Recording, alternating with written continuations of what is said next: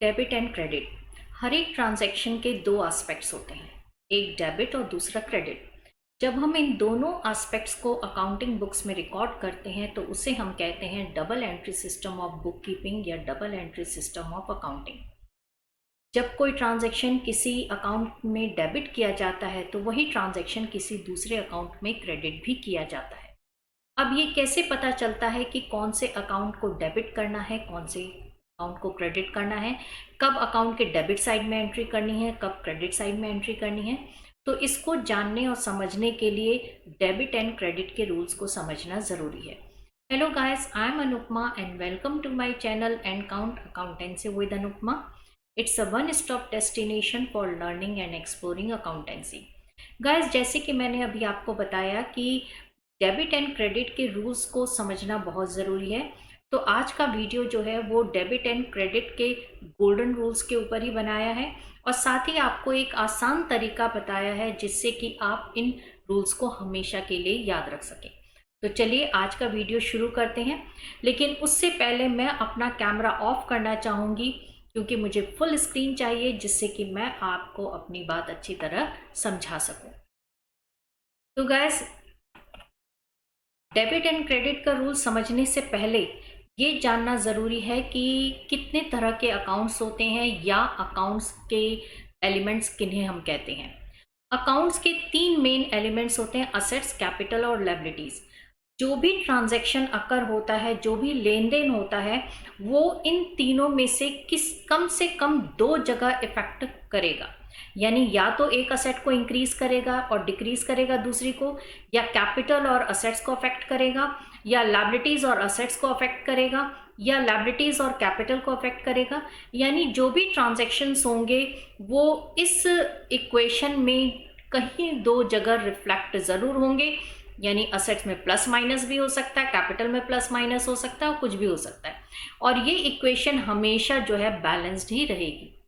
लेकिन debit and credit के rules को समझने के लिए हम अकाउंट्स को 5 पार्ट्स में डिवाइड करते हैं। पहला हो गया असेट्स। असेट्स का मतलब होता है बिजनेस की जो प्रॉपर्टी है या बिजनेस की जो ओनरशिप्स है, जो बिजनेस ने प्रॉपर्टी ओन की हुई है, वो रिसोर्सेस बिजनेस के, जिसमें आप land, building, plant, machinery, goodwill वगैरह लेते हैं।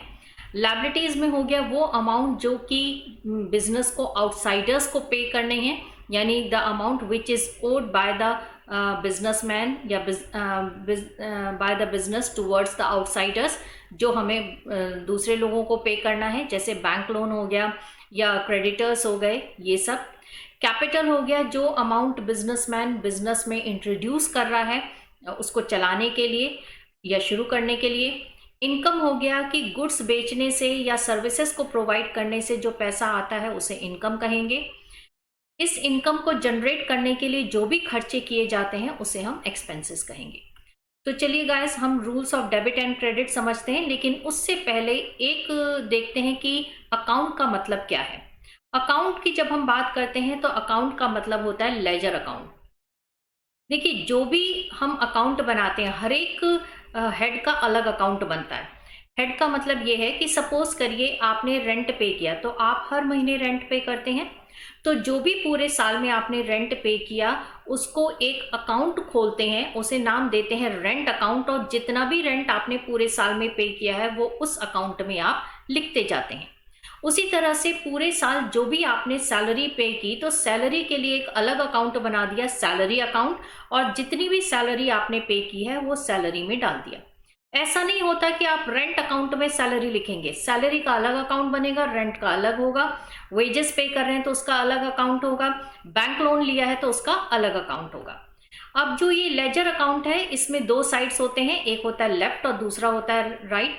लेफ्ट साइड होता है डेबिट का और राइट साइड होता है क्रेडिट का। लेफ्ट साइड में आप देखेंगे डेट, पर्टिकुलर्स, अमाउंट का कॉलम है, ऐसे ही राइट साइड में भी आपका डेट, पर्टिकुलर्स और अमाउंट का कॉलम होगा। जब हम कहते हैं कि अकाउंट को डेबिट करना है तो इसका मतलब है उसके डेबिट साइड में एंट्री करनी है। जब हम कहते हैं कि अकाउंट को क्रेडिट करना है तो इसका मतलब है उसके क्रेडिट साइड में हमें रिकॉर्डिंग करनी है। डेबिट और क्रेडिट में को हम शॉर्ट में डीआर और सीआर लिखते हैं। और अगर आप इस लेजर अकाउंट को देखें तो ये टी शेप अकाउंट होता है, यानी आप देख लीजिए ये टी शेप अकाउंट है, अकाउंट का इंग्लिश का जो अल्फ़ाबेट है टी उसके जैसा होता है, इसलिए हम लेजर अकाउंट को कई बार टी शेप अकाउंट भी कहते हैं। Now back to rules of debit and credit. तो rules of debit and credit समझने के लिए सबसे पहले हम लेते हैं असेट्स। असेट्स का रूल होता है debit the increase in asset and credit the decrease in asset. यानी कि अगर असेट इंक्रीज हो रही है तो हम उसे डेबिट करेंगे और अगर डिक्रीज हो रही है तो हम उसे क्रेडिट करेंगे।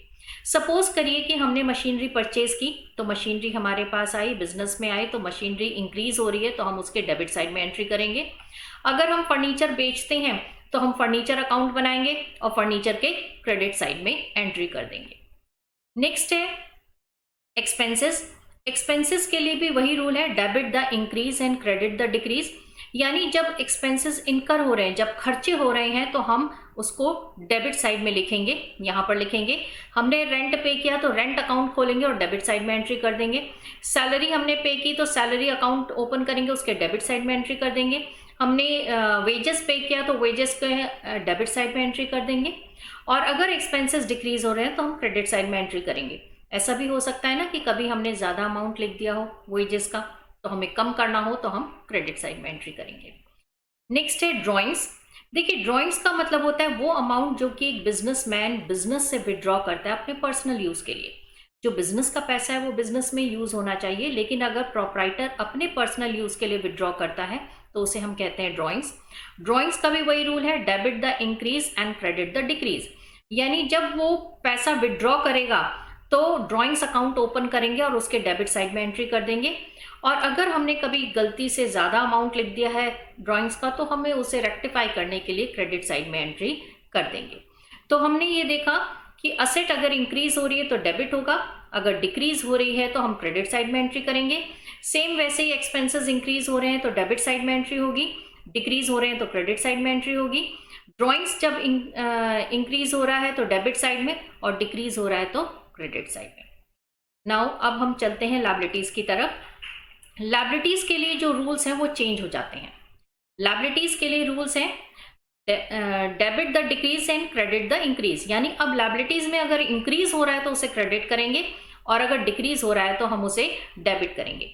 सपोज करिए बैंक से हमने लोन लिया है तो हम लोन अकाउंट ओपन करेंगे, ठीक है, और लोन अकाउंट में हम क्रेडिट साइड में एंट्री कर देंगे अगर बैंक लोन लिया है तो। अगर बैंक लोन हम रिपे कर रहे हैं तो लायबिलिटी कम हो रही है तो हम डेबिट साइड में एंट्री करेंगे। जब हम गुड्स परचेज कर रहे हैं क्रेडिट पे तो क्रेडिटर्स हो गए, क्रेडिटर्स इंक्रीज हो रहे हैं तो हम क्रेडिट साइड में एंट्री करेंगे। और जब हम क्रेडिटर्स को पेमेंट करेंगे तो यानी लायबिलिटी डिक्रीज हो रही है तो हम डेबिट साइड में एंट्री करेंगे। उसी तरह से हम लेते हैं, नेक्स्ट है आपका इनकम और रेवेन्यू। इनकम एंड रेवेन्यू के लिए भी सेम रूल अप्लाई होता है, debit the decrease and credit the increase. यानी जब इनकम जनरेट हो रही है तो हम क्रेडिट साइड में एंट्री करेंगे। जैसे कि हमने गुड्स को बेचा तो पैसा आएगा और गुड्स बेच रहे हैं तो ये सेल्स हो गई, सेल्स हमारी इनकम है तो हम क्रेडिट साइड में एंट्री करेंगे। रेंट हमने रिसीव किया है तो इनकम है तो क्रेडिट साइड में एंट्री करेंगे। कमीशन मिला है तो वो इनकम है तो हम क्रेडिट साइड में एंट्री करेंगे। और अगर इनकम डिक्रीज हो रही है, किसी रीजन से हमने ज़्यादा लिख दिया है तो उसे डिक्रीज करने के लिए हम डेबिट साइड में एंट्री करेंगे। लास्ट जो है इसमें वो है कैपिटल। कैपिटल को हम ओनर्स फंड भी कहते हैं और इसके लिए भी वही रूल है, डेबिट द डिक्रीज और क्रेडिट द इंक्रीज। यानी कि अगर ओनर्स फंड या कैपिटल इंक्रीज हो रही है तो हम क्रेडिट साइड में एंट्री करेंगे और अगर कैपिटल डिक्रीज हो रही है तो हम डेबिट साइड में एंट्री करेंगे।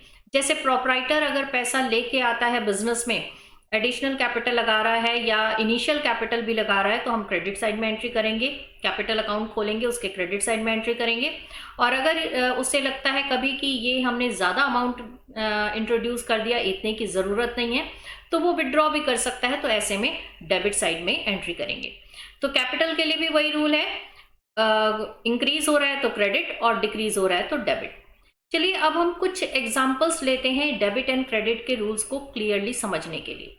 सबसे पहला एग्जाम्पल हम ले रहे हैं, purchase machinery for cash rupees 50,000 rupees की मशीनरी परचेज की है। तो सबसे पहले हम देखते हैं दो अकाउंट्स कौन से इन्वॉल्व हैं।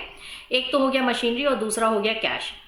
मशीनरी जो है वो असेट है और असेट मशीनरी खरीद रहे हैं तो मशीनरी आ रही है तो हमारी असेट्स बढ़ रही है तो इंक्रीज हो रही है, तो इसको हम कहेंगे डेबिट।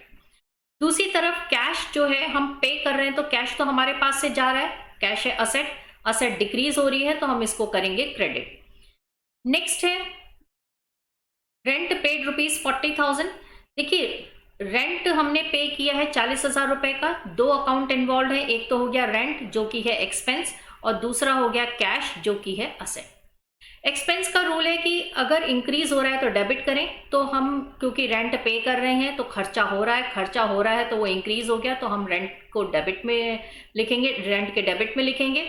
और कैश जो है वो असेट है और कैश डिक्रीज हो रही है क्योंकि पैसा पे किया है तो हमारे पास से कैश कम हो रहा है, तो हम कैश के क्रेडिट साइड में एंट्री करेंगे। नेक्स्ट है purchase goods for ₹80,000 on credit. हमने क्रेडिट पे गुड्स खरीदे हैं 80,000 के। तो यहाँ पर दो चीजें इन्वॉल्व हैं, गुड्स, और मैंने जैसे पहले भी बताया हुआ है कि गुड्स को कभी भी हम उसके नाम से नहीं लिखते हैं, जो रीजन है जिसकी वजह से गुड्स आ रहे हैं या जा रहे हैं उस रीजन को रिकॉर्ड करते हैं। तो गुड्स क्योंकि हमारे यहाँ अंदर आ रहे हैं ड्यू टू परचेजेस, तो हम लिखेंगे परचेजेस। तो यहाँ परचेजेस और हमने क्रेडिट पे खरीदा है, तो ऑब्वियसली इनको जो जिनसे हमने खरीदा है वो हमारे क्रेडिटर बन गए और इनको फ्यूचर में पे करना है, तो ये हो गई लायबिलिटीज। तो दो अकाउंट्स हैं, परचेजेस और क्रेडिटर्स। परचेजेस जो है एक्सपेंस है और एक्सपेंस का रूल वही है, अगर इंक्रीज हो रहा है तो डेबिट करना है और डिक्रीज हो रहा है तो आपको क्रेडिट करना है। तो यहाँ पर परचेजेस इंक्रीज हो रहा है यानी कि एक्सपेंस इंक्रीज हो रहा है, तो हम इसको डेबिट करेंगे। दूसरी तरफ क्रेडिटर्स यानी लायबिलिटीज हैं वो भी इंक्रीज हो रही हैं, तो उनको हम क्रेडिट करेंगे। नेक्स्ट एग्जाम्पल हम और देखते हैं। Owner introduced additional capital into the business ₹40,000। Owner ने एडिशनल कैपिटल लगाई है 40,000 की। तो यहाँ पर दो चीजें इन्वॉल्व है, एक तो हो गया कैपिटल और दूसरा हो गया कैश। कैश जो है वो असेट है और असेट जब इंक्रीज होती है तो हम क्या करते हैं, डेबिट करते हैं, तो यहाँ पर कैश को डेबिट किया जाएगा।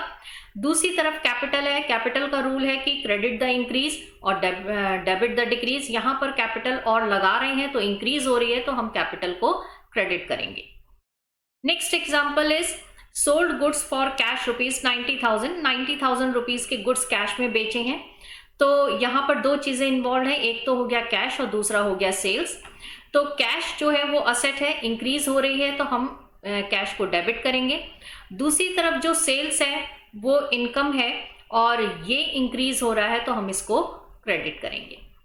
नेक्स्ट है, नेक्स्ट नहीं, लास्ट है आपका cash withdrawn from business by proprietor for personal use. यानी प्रोप्राइटर ने अपने पर्सनल यूज के लिए पैसा विड्रॉ किया है।